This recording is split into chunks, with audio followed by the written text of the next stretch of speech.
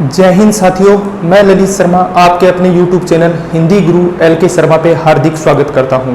हमने सामान्य हिंदी व्याकरण की जो श्रृंखला चला रखी है उसमें हमने व्याकरण के जो 3 अंग होते हैं वर्ण, शब्द और वाक्य, उसमें से हमने वर्ण है वो कंप्लीट कर लिए हैं। उसमें हमने केवल वर्ण विच्छेद और मात्राओं को छोड़ा है, उसको किसी नेक्स्ट टाइम पे करेंगे। आज हम शब्द विचार पढ़ते हैं क्योंकि व्याकरण शास्त्र का यह एक मेन पार्ट है। वर्ण है वो पहली सीढ़ी है, वाक्य अंतिम सीढ़ी है और शब्द है वो मध्यम भाग है जो मेन बॉडी के रूप में काम करता है। यह यदि आपको टॉपिक समझ में आ गया तो पूरी व्याकरण है वो इसमें समाई हुई है। तो इस टॉपिक की शुरुआत करते हैं। आप इस वीडियो के अंत तक बने रहिए, आपको शब्द विचार के जो सारे डाउट हैं वो आज क्लियर हो जाएंगे। एक भी पर्सन है वो कभी गलत नहीं होगा। हमें इस टॉपिक से शुरू करने से पहले मैं आपको 2 बातें बता देता हूं, क्योंकि व्याकरण के कितने अंग हैं? 3। कौन कौन से?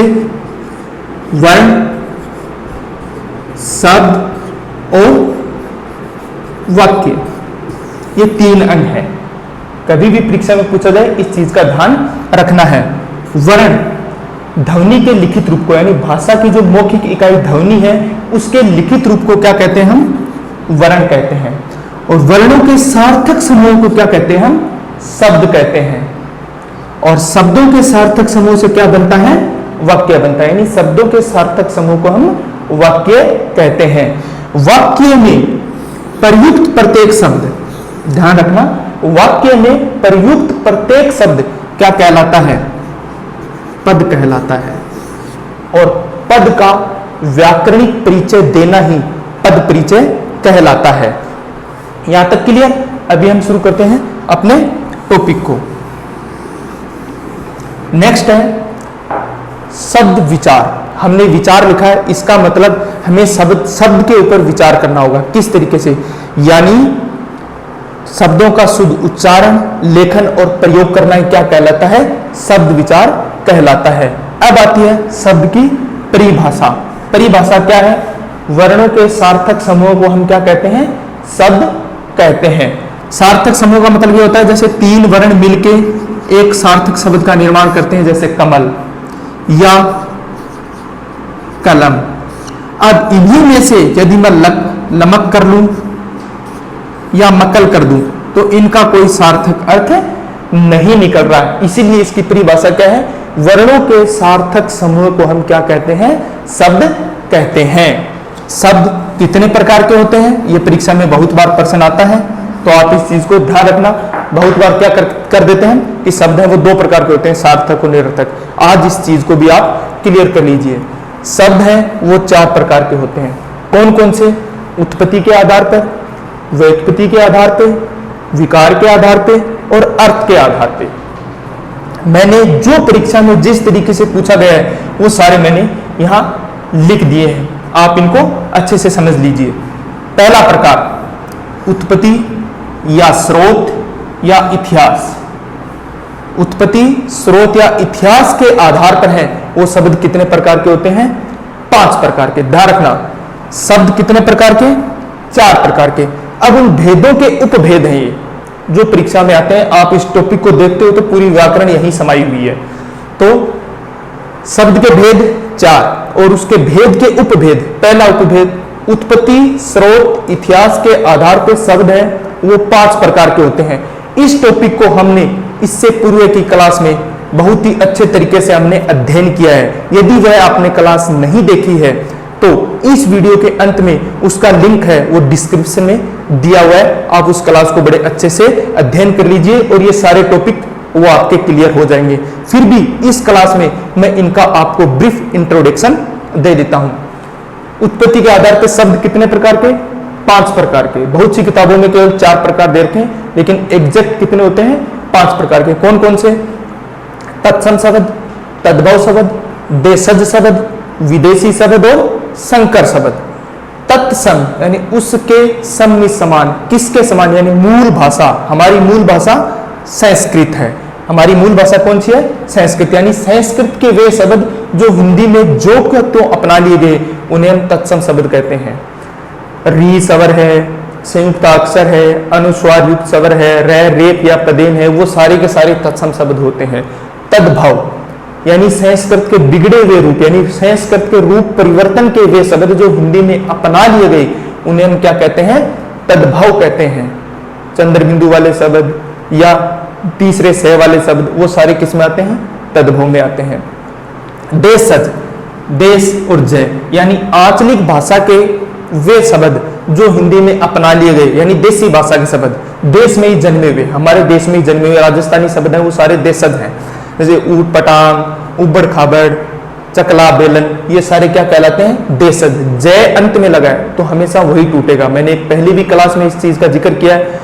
जल में जन्म लेने वाला जलज, पसीने से जन्म लेने वाला स्वेदज, पहले जन्म लेने वाला अग्रज, बाद में जन्म लेने वाला अनुज, इस तरीके से अंडे से जन्म लेने वाला अंडज।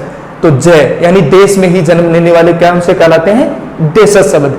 विदेशी या विदेशज यानी विदेशी लोगों के द्वारा जो शब्द हमारी यहाँ भाषा में अपना लिए गए हैं उनकी कल्चर के कारण, वो कहलाते हैं विदेशी शब्द। जैसे अंग्रेजी, अरबी, पुर्तगाली, फ्रांसीसी, डच, इन सब की मैंने बहुत अच्छे से ट्रिक के साथ वीडियो डाल रखा है, आप वो देख सकते हैं। संकर शब्द यानी दो भिन्न भाषाओं के शब्द मिलके हिंदी में अपनाए गए हैं, उन्हें हम संकर शब्द कहते हैं। एक होता है संकर और एक होता है संकर। ये शब्द युगम है, ध्यान रखना। इस संकर का मतलब होता है शिव, इस संकर का मतलब होता है मिश्रित। तो यानी मिश्रित शब्द जैसे रेलगाड़ी, डाकघर, पोस्टमैन, इस तरीके के शब्द हैं, वो सारे कौन से होते हैं? संकर शब्द। अब आता है नंबर 2 शब्द का प्रकार। पहला क्लियर। नंबर 2 व्युत्पत्ति। व्युत्पत्ति का मतलब बनावटी होता है, विशेष रूप से उत्पन्न है जो शब्द संरचना के आधार पे या रचना के आधार पे, ध्यान रखना है। व्युत्पत्ति, संरचना, बनावट और रचना के आधार पे शब्द कितने प्रकार के होते हैं? 3 प्रकार के। कौन कौन से? रूढ़ शब्द, यौगिक शब्द और योग रूढ़ शब्द। ये बहुत ही इंपॉर्टेंट है तीनों। परीक्षा में प्रश्न कैसे आता है कि पूछा जाता है निम्नलिखित में से रूढ़ शब्द कौन सा है? तो अभी आप इसका डाउट क्लियर कर देता हूं। रूढ़ शब्द, रूढ़ शब्द का शाब्दिक अर्थ होता है निश्चित, यानी वे शब्द जिनका अपना एक निश्चित अर्थ होता है, किसी व्यक्ति, स्थान, विशेष के कारण वो प्रचलित हैं।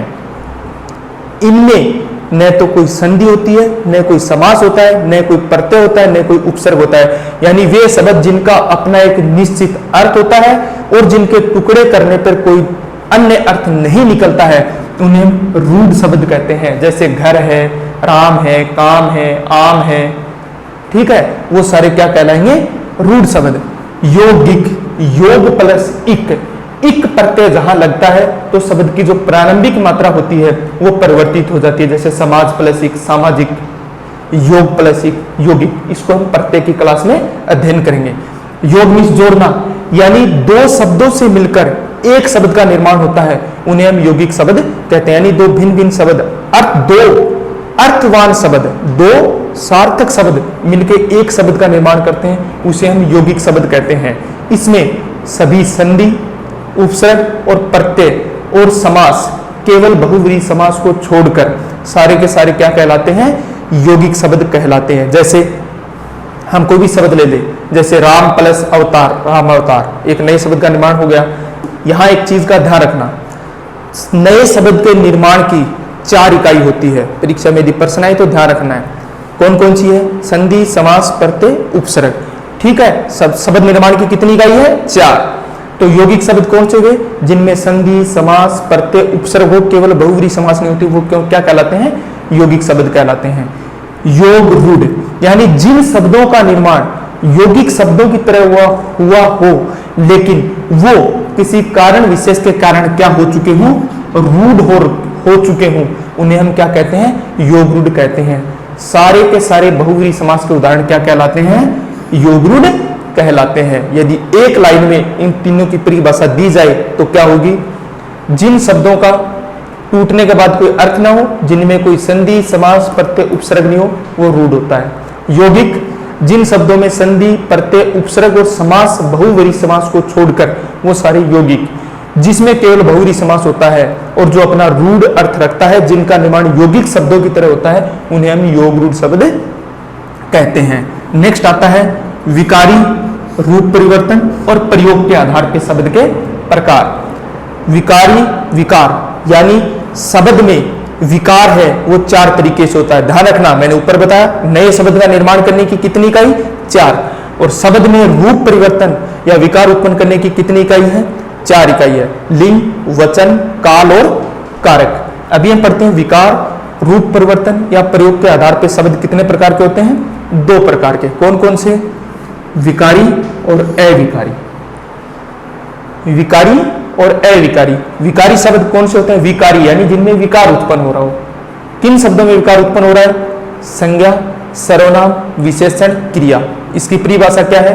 वे शब्द जिनका रूप, लिंग, वचन, काल, कारक के अनुसार परिवर्तित होता है या बदलता है उन्हें हम विकारी शब्द कहते हैं। विकारी शब्द मुख्यतः 4 प्रकार के होते हैं: संज्ञा, सर्वनाम, विशेषण और क्रिया।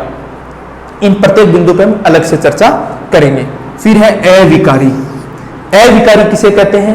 देखो, अविकार, अ का मतलब हमेशा नकारात्मक होता है, यानी जिन शब्दों में विकार उत्पन्न हो, अर्थात वे शब्द जिनका रूप, लिंग, वचन, काल, कारक के अनुसार परिवर्तित नहीं होता है उन्हें हम अविकारी या फिर उन्हें अव्यय भी कहते हैं।